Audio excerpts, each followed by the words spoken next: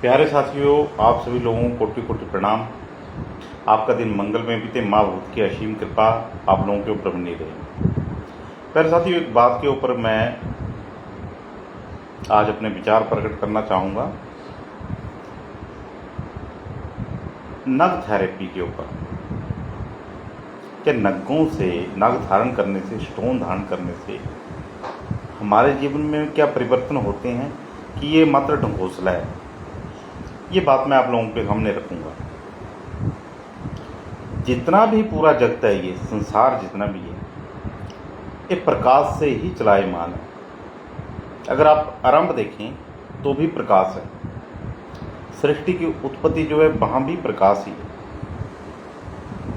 अगर आप शिव पुराण उठा के देखें तो वहाँ पे भगवान शंकर प्रकाश स्वरूप भी प्रकट हुए थे, ज्योति स्वरूप भी प्रकट हुए, और फिर उन्होंने पूरे जगत की, पूरे ब्रह्मांड की, या अलग अलग प्राण में अलग अलग देवता को वहाँ पे दर्शाया गया है। तो उत्पत्ति जो है ओंकार प्रकाश से हुई है। तो एक्चुअली हमारे जीवन में प्रकाश ही है। हमारा जीवन जो चल रहा है वो भी प्रकाश से ही चल रहा है। अब ये प्रकाश कौन सा है? कौन से प्रकाश से हमारा जीवन चल रहा है? जितना ब्रह्मांड में ग्रह गोचर, सूर्य का प्रकाश, चंद्र का प्रकाश, मंगल की रश्मियां,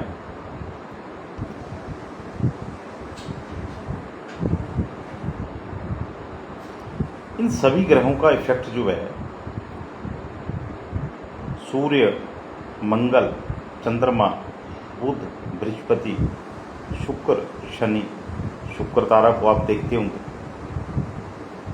कभी कभी जब एक ही राशि में दो ग्रह होते हैं तो आप उनकी युति को भी आकाश में आसानी से देख सकती हैं। तो ओवरऑल हमारे जीवन के ऊपर जो है रश्मियों का प्रभाव है। जो ग्रहों की रश्मियाँ हैं, जो ग्रहों का प्रभाव है, वो हम उस चीज़ से इनकार नहीं कर सकते। राम राम संजय चौहान जी, बहुत दिनों के बाद आप आए लाइव में आज। जय माता दी। अब मैं बात करूंगा कि नग धारण क्यों किए जाते हैं। आपकी कुंडली में, आपकी कुंडली है, सपोज करो कर्क लगनी है। अब कर्क लगन में क्या होगा? कर्क लगन में, अब ये भाई साहब जो हैं इनका लगन भी कर्क है। कर्क लगन में मंगल, बृहस्पति और चंद्रमा कहीं पर योग कारक ग्रह होते हैं। मंगल सबसे ज़्यादा योग कारक है। अब मंगल कहीं पर अच्छी पोजीशन में बैठा हुआ है कर्क लगन में, नीच का भी बैठा हुआ लगन में, और उसका नीच भंग हो रहा है, तो हम उसका लगन धारण करवा सकते हैं, नाग धारण करवा सकते हैं। नाग धारण करने से क्या होगा? उसका यश मान प्रतिष्ठा बढ़ेगी, उसकी तार्किक शक्ति बढ़ेगी।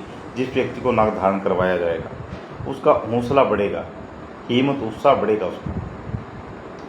इसी तरह चंद्रमा के, अब चंद्रमा के और बुध के नाग धारण करवा के मैंने लोगों की विक्षिप्तता तक खत्म होते देखी।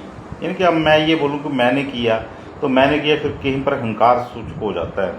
करने वाला तो ईश्वर ही है। अगर उसकी मर्जी है तो नाग धारण करके भी कुछ नहीं होगा, और अगर उसकी आशीर्वाद है तो नाग धारण करने से भी आप ठीक हो सकते हैं। तो विक्षिप्तता वगैरह लोगों की दूर हुई नाग धारण करने मात्र से। पन्ना नाग जो है, पागलों के केस में, जो जैसे लोग कहीं पर, अब यहाँ पे ये देखना पड़ेगा कि जैसे वो लगन का सपोर्टर हो नाग, जैसे कन्या लगन है, मिथुन लगन है, कुंभ लगन है, कहीं पर मकर लगन को भी हम कहीं पर अच्छा होता है, मकर लगन के लिए भी। वृक्ष लगन में पन्ना बहुत अच्छा माना गया। अब वृक्ष लगन है किसी का, और कहीं पर, अब इसमें कौन कौन सा डिपार्टमेंट मिल जाएगा? बुध नाग को, बुध ग्रह को, दूसरा और पांचवा। अब किसी का वृक्ष लगन की कुंडली में अगर बुध कहीं पर पीड़ित हो गया, चंद्रमा पीड़ित हो गया, चतुर्थ भाव पीड़ित हो गया, तो उसमें मानसिक विकार आने की 100% संभावना हो जाएगी व्यक्ति के अंदर। अब ऐसी कुंडली में अगर बुध ग्रह के पर केंद्र में प्लेसमेंट है उसकी और उसके ऊपर पाप ग्रहों का प्रभाव है, तो विक्षिप्तता आएगी उस व्यक्ति के अंदर। तो ऐसी स्थिति में हम उस व्यक्ति को नाग धारण करवा सकते हैं। तो पन्ना नाग धारण करने से आप देखेंगे कि उसके जो मानसिक विकार हैं वो आपको दूर होते दिखेंगे। प्रैक्टिकली मैंने लोगों के मानसिक विकार दूर होते देखे हैं। ऐसे नहीं है ज्योतिष अब तो हमारे ऐसे एस्ट्रोलॉजर हैं जो ज्योतिष को प्रूव कर रहे हैं हम लोगों के सामने। अगर आप जैसे बड़े अच्छे एस्ट्रोलॉजर हैं, नाम नहीं लूँगा किसी का, क्योंकि अगर नाम लिया तो दूसरा नाराज हो जाता है, ये फ़र्क है।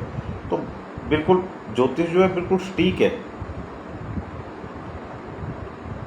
तो पन्ना नाग धारण करने से कई लोगों को ठीक होते देखा गया है, मानसिक विकार ठीक होते देखेगी। डिप्रेशन की अवस्था में मोती नाग धारण करने से, मोती चंद्रमा का नाग हो गया, चंद्रमा कहीं पर पीड़ित है और उसको मोती धारण करवा दिया जाए, चंद्रमा की रश्मियों के नीचे उसको बिठाया जाए, चंद्रमा को एक टक देखने के लिए कहा जाए, तो उसके अंदर मानसिक शांति आना शुरू हो जाएगी, उसके मानसिक विकार दूर होने शुरू हो जाएंगे। इतना ग्रहों का प्रभाव होता है इंसान के ऊपर। सूर्य का नाग धारण करने से आत्मविश्वास और मान सम्मान में वृद्धि होगी, सत्यता आएगी व्यक्ति के अंदर, धर्म का पक्षधर हो जाएगा। ये चीज़ें देखने को नाग धारण करने से देखने को मिल सकती हैं, होता है प्रैक्टिकली। चंद्रमा के, अब मैंने आपको पन्ना नाग धारण करवाने से, अब पन्ना नाग देखिए भूत प्रेत बाधा में बड़ा सहायक होता है। भूत प्रेत बाधा है क्योंकि भूत प्रेत की जो स्थिति है, अब बहुत सारे लोग पढ़े लिखे होते हैं, हम भी पढ़े लिखे हैं, वो अपने मतलब कि देखिए नेगेटिव एनर्जी को आप नज़रअंदाज नहीं कर सकते। अब यहाँ पे जितने भी देखिए आजकल जो ज्योतिष वर्ग है, जितने भी ज्योतिषी हैं वो अनपढ़ के होंगे बीच में, पर ज़्यादातर जो है पढ़े लिखे हैं, हाईली क्वालिफाइड हैं, कोई पीएचडी है कोई, तो उन्होंने शोध कर रहे हैं अभी भी वो ज्योतिष के ऊपर। तो नेगेटिव एनर्जी को जो है, नेगेटिव एनर्जी को नज़रअंदाज नहीं कर सकते आप, या जिसको हम भूत प्रेत बाधा भी बोल सकते हैं। तो नेगेटिव एनर्जी के केस में भी पन्ना नाग जो है बड़ा सहायक सिद्ध होता है। किसी को अस्थमा है, किसी को ऐसे रोग हैं और कहीं पर उसका बृहस्पति पीड़ित है। अब बृहस्पति और राहु की युति में अस्थमा रोग होते देखा गया है। क्यों होता है अस्थमा? क्योंकि बृहस्पति जो है कहीं पर आकाश तत्व के प्रतिनिधि है। अब जब बृहस्पति कहीं पर पीड़ित हो जाएंगे, चंद्रमा को भी देखना पड़ेगा इसमें, बृहस्पति पीड़ित हो जाएंगे तो आकाश तत्व कहीं पर बाधित होगा। बृहस्पति और राहु की युति में क्या होगा? आकाश तत्व बाधित होगा, तो फिर उस व्यक्ति को अस्थमा की बीमारी हो सकती है। अब ऐसा बृहस्पति अगर प्लेसमेंट उसकी अच्छी है, डिग्री भी देखनी पड़ेगी, उसमें उसको पुखराज धारण करवाया जाए, तो उस व्यक्ति को कहीं से दवाई लग जाए, कहीं से कोई ऐसी रेमेडी मिल जाए और उसके जो कष्ट है वो कहीं काफ़ी हद तक जो है वो डिक्रीज हो जाएंगे, कम हो जाएंगे। ऐसे शुक्र के नग ओपल धारण करने का मैंने खुद ओपल धारण किया था एक बार, 6-7 महीने ओपल धारण किया था जब शुक्र तुला राशि में संचरण कर रहे थे। एक बार हुआ था ना ऐसे, मेरे ख्याल 2019 में हुआ था, 6-7 महीने शुक्र देवता जो होता है वो तुला राशि में ही चले थे। तो उस वक्त मैंने ओपल धारण किया था, तो ओपल के बेनिफिट में मिले कि उसके साइड इफेक्ट भी मिले।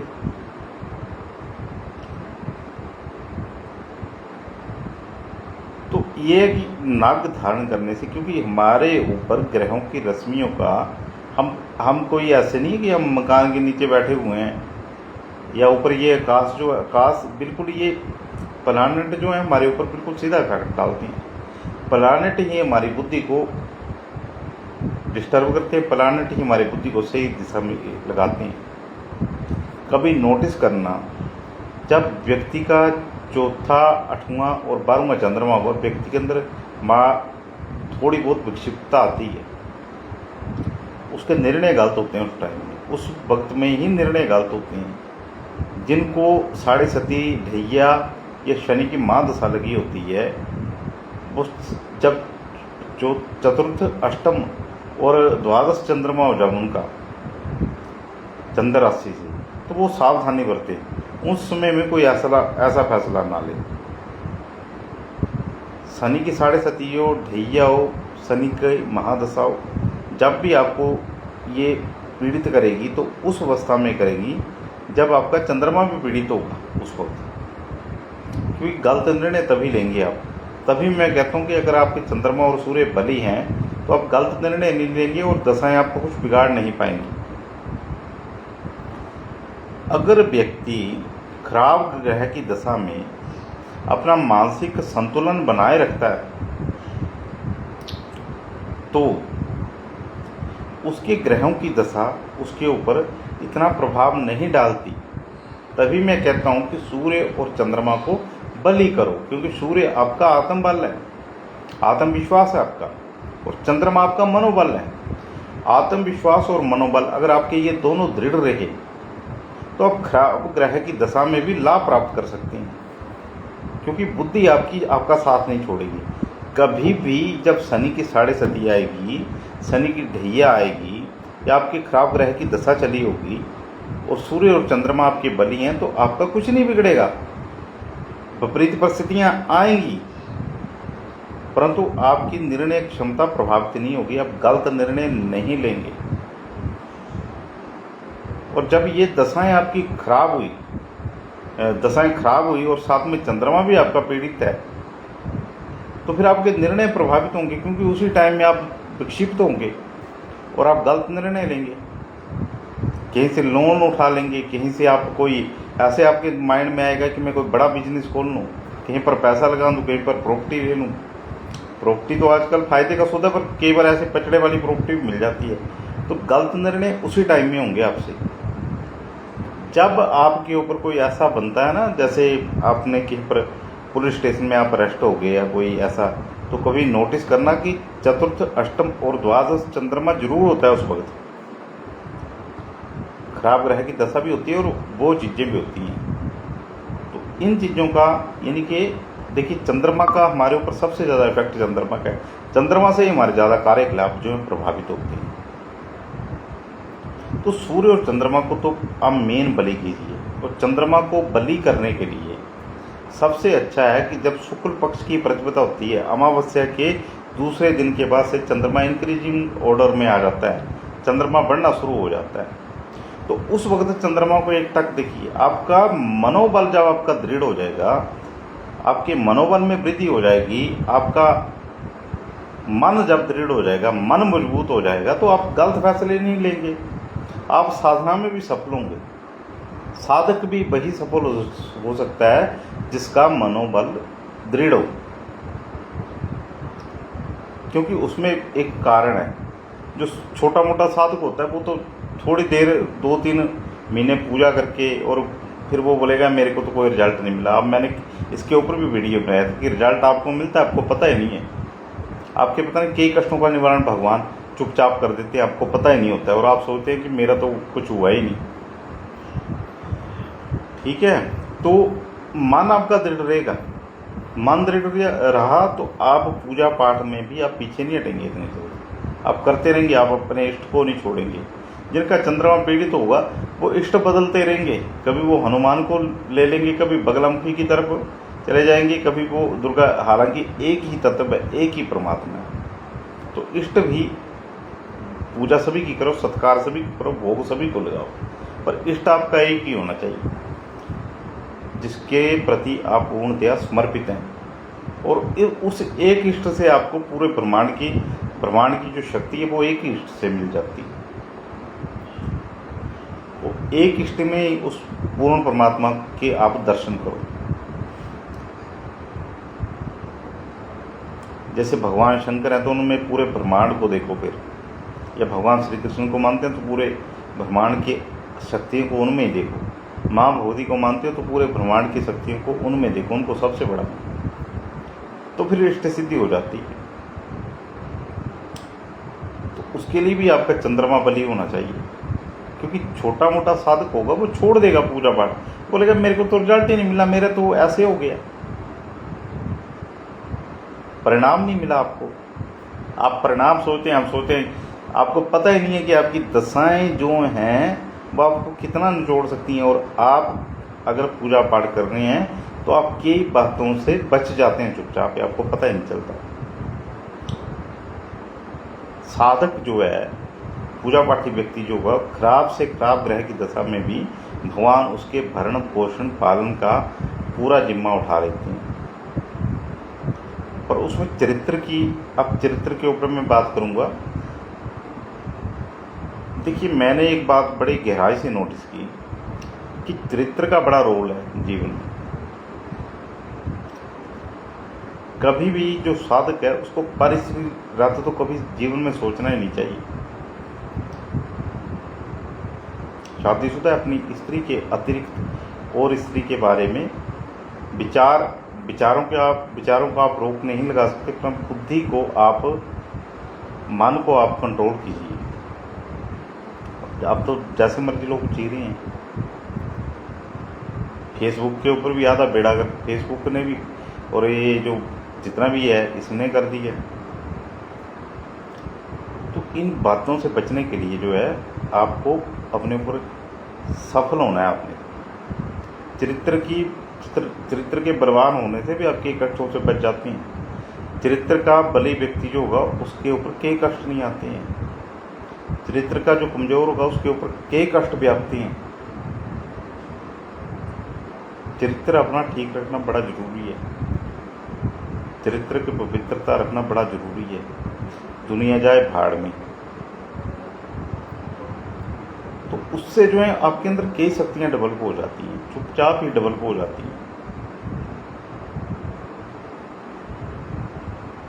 कहने का भाव ये है, हमारा जीवन जो है ग्रहों के अधीन है। और नग जो हैं, अगर अच्छी प्लेसमेंट में आपके ग्रह बैठे हैं और पीड़ित हैं तो आप नग धारण करके बहुत ज़्यादा फायदा उठा सकती हैं।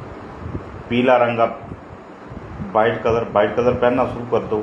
अगर आपने प्रैक्टिकली, आपने जैसे मेरी बातों को, अब मैं ऐसे फेसबुक के ऊपर बोल रहा हूँ, वीडियो बना रहा हूँ, पता नहीं मैं सच बोल रहा हूँ कि झूठ बोल रहा हूँ, तो प्रैक्टिकली करो। आप वाइट कलर पहनना शुरू कर दो। एक मैं आपको नुक्ता, अब दूसरा रंग भी मत पहनो। आप देखेंगे आप कितने भी चिड़चिड़े होंगे, आपका 60-70% तक चिड़चिड़ापन खत्म हो जाएगा वाइट कलर पहनने से। वाइट कलर को धारण करने मात्र से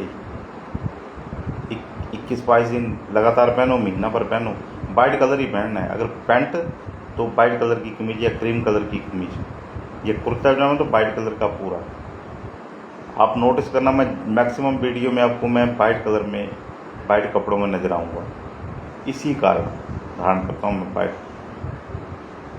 आज वाइट कपड़े नहीं थे तो आज ये पहन लिए। वैसे आज भी मैंने वाइट ही धारण करने। तो रंगों से भी बड़ा फर्क पड़ता है। पीले रंग का बड़ा प्रभाव पड़ता है। आप जो तिलक लगाते हैं उसका बड़ा प्रभाव पड़ता है।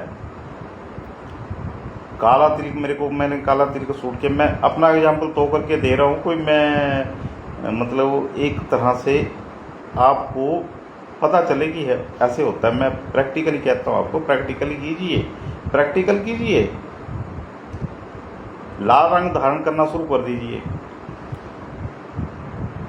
जिसको गुस्सा है वो लाल रंग की कमीज पहनना शुरू कर दे, उसका गुस्सा बढ़ता जाएगा। जिसको ज़्यादा गुस्सा आता है वो वाइट कलर पहने। मेरे को एक रोज व्यक्ति मिलता है, जब मैं पालनपुर जाता था रेलवे स्टेशन के पास, तो उसने क्या किया होता, लाल रंग का तिलक हनुमान वाला सिंदूर लगाया होता था और लाल रंग की उसने ज़्यादातर, जब भी मेरे को उसने मिलना तो ऐसे कपड़े पहने होते और गुस्सा उसका बड़ा है। तो मैंने कई बार सोचा कि अब ऐसी स्थिति है तो उसका मंगल कहीं पर डिस्टर्ब अवस्था में था कुंडली में, और गुस्सा, तो गुस्से के लिए वहाँ पे सफ़ेद रंग की जरूरत थी। पर अब ऐसे एडवाइस भी दे ही नहीं सकते किसी को। अब मैं तो कई ऐसी बातें देखता हूँ लोगों की, तो मैं बताना चाहता हूँ कि आप ऐसे नहीं ऐसे करो, पर कैसे दें एडवाइज? ऐसे कैसे दें फ्री में एडवाइज? फ्री में भी और ऐसे भी अगर आप भलाई की कामना से भी किसी को दो ना, तो कैसे दे सकते हैं आप बताइए? जब तक कोई पूछे ना तब तक आप किसी को बता नहीं सकते। आज ऐसा माहौल हो गया है। अब मेरे को सपोज करो कोई पागल केस नज़र आए और मैं उस व्यक्ति को ये बोलूँ कि आप मेरे को इसकी कुंडली दिखाओ और मैं इसको पन्ना नाग चाहे वो मार्केट से ले ले। पागल केस होगा तो उसका बुद्ध कहीं पर पीड़ित होगा, परंतु कैसे किसी को बोल सकते हैं बिना उसके पूछे? अब वो व्यक्ति, आप लोगों की एक विचारधारा ऐसी होती है, पंडित जी का पता नहीं क्या लाभ हो रहा है बीच में। ये चीज़ें हैं नवकों का, हमारी प्रकृति का, हमारे व्यवहार का हमारे ऊपर बड़ा इफेक्ट पड़ता है। कभी पूजा पाठी आदमी है, उसको आप कभी कोई ऐसा व्यक्ति है उसके साथ पंगा मत लो, उसको बुरा मत बोलो, उसको अपमानित मत करो, ये भी ध्यान रखो।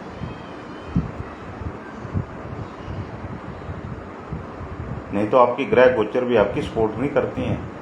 किसी की बद्दुआ मत लो। अब बाज़ार में कोई कई बार मैं देखती हैं कोई ऐसा व्यक्ति आ जाता है, उसको छेड़ने शुरू हो जाती हैं।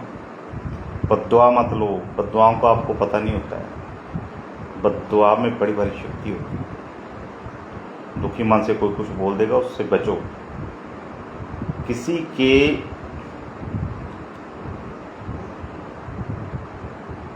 पूजा पाठी व्यक्ति को उसका अपमान मत करो भी, नहीं तो नाश होने से कोई नहीं बचा पाता है।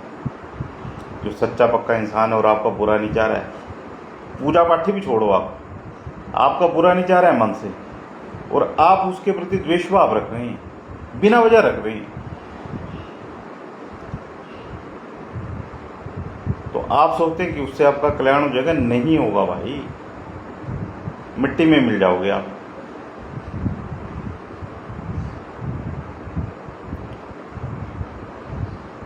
प्रकृति के, जब हम इस पृथ्वी के ऊपर हमारा जन्म हुआ है ना, हमारी जो सोच है वो भी रिकॉर्डिंग हो रही है ईश्वर के पास। हम जो सोचते हैं, पाल पाल के जो विचार हैं, वो भगवान को पता है क्या सोच रहा है ये। अगर आपके दिमाग में गंदे कचरा भरा हुआ है, गंदे विचार हैं, तो उनको फिलहाल उनको कार्य रूप में मत लाओ, रोक लो उनको, आपका कल्याण हो जाएगा। चरित्र की पवित्रता व्यक्ति रखेगा। अगर चरित्र की पवित्रता रखता है, इंसान से पहले युवावस्था में कई गलतियां हो सकती हैं, पर जब आप परिपक्व हो गए हैं, आपकी शादी, बच्चे, परिवार, उसके बाद भी मैं लोगों को गलत, हम तो बड़े बड़े जा रहे हैं, हम बाहर जा रहे हैं, बिना बच्चों के लोग जाते हैं, अय्याशी करती हैं, के लोगों का मेरे को पता है, दुर्गति होती है फिर उनकी बात में। उनको ये पता नहीं कि दुर्गति क्यों हो रही है। कभी हॉस्पिटल चले जाओ, अपना चंडीगढ़ पीजीआई में ही चले जाओ,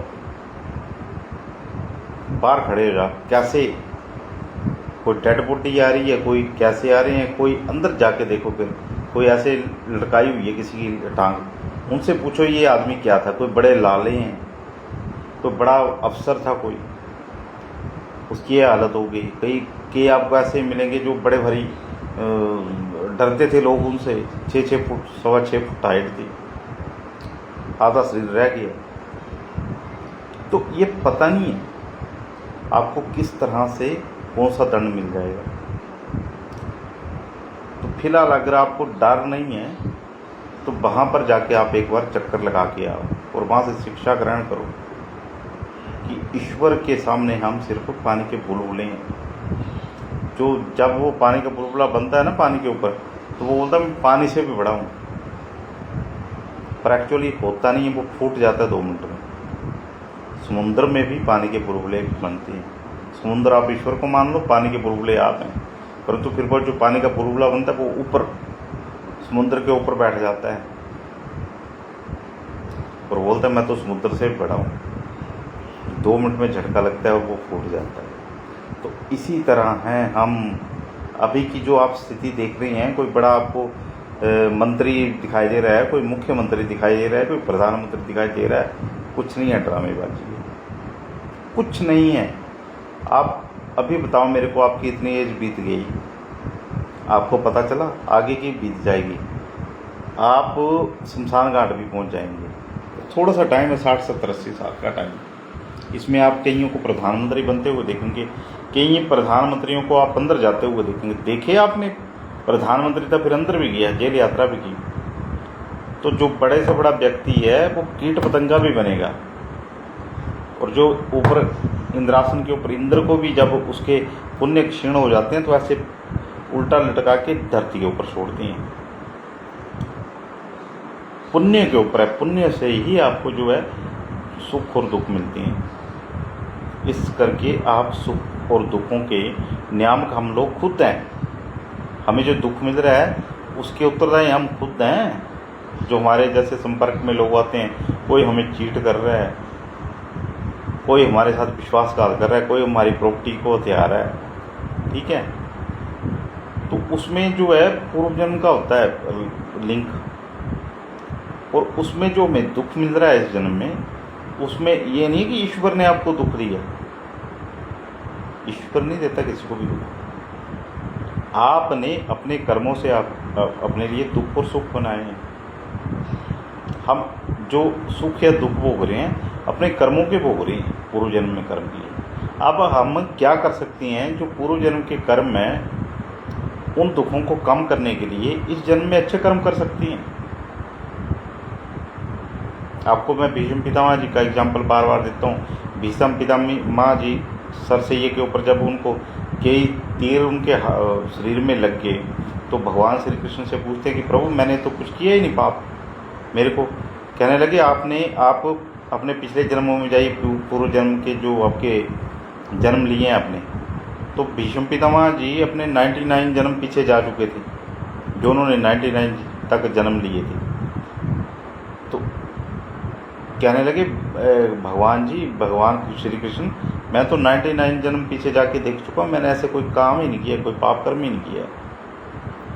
बोला आप एक जन्म और पीछे जाइए। जब वो अपने अंतर ध्यान होके एक जन्म और पीछे जाते हैं तो देखते हैं उन्होंने एक सांप को उठा के कांटों के ऊपर फेंक दिया था, वो राजा थे। तो उसका दंड कहने लगे अभी क्यों मेरे को ये दंड मिला। तो श्री कृष्ण कहते हैं कि आपने ये जो पाप था इसको एक्टिवेट नहीं किया था। जब आपने द्रौपदी का चीरहरण देखा तो ये पाप आपका एक्टिवेट हो गया। तो आप एक्टिवेट और डीएक्टिवेट अपने पूर्व जन्म के पापों को कर सकती हैं, ये आपके अंदर शक्ति है। बहुत सारी बातों का शमन भी कर सकते हैं आप अपने कर्मों के द्वारा। तो अब ग्रहों के ऊपर मैं बोलने वाला था, लंबा चला जाता हूँ क्योंकि ये बातें मेरे माइंड में चलती हैं। कोई मैं बड़ा बनने के लिए नहीं, कोई मैं भी आपकी तरह इंसान हूँ, मेरे से भी गलतियाँ होती हैं, मेरे अंदर भी क्रोध है, मेरे अंदर भी कई गलतियाँ हैं, परंतु ये सब कुछ मेरे माइंड में चलता रहता है। जो मेरे माइंड में चलता है वो मैं आप लोगों के सामने परोस देता हूँ। कोई प्री प्लान नहीं होता काम, मैं वीडियो बनाऊँगा ये भी मेरे को पता नहीं होता। जो मेरे दिल में होता है वो मेरी वाणी में होता है। पर ये भूल कभी मत करना मेरे वीडियो सुन के कि मैं कोई बड़ा भारी धर्मात्मा हूँ, ये गलती मत करना। मेरे से भी आप गलतियाँ होते हुए देखेंगे। जय माता।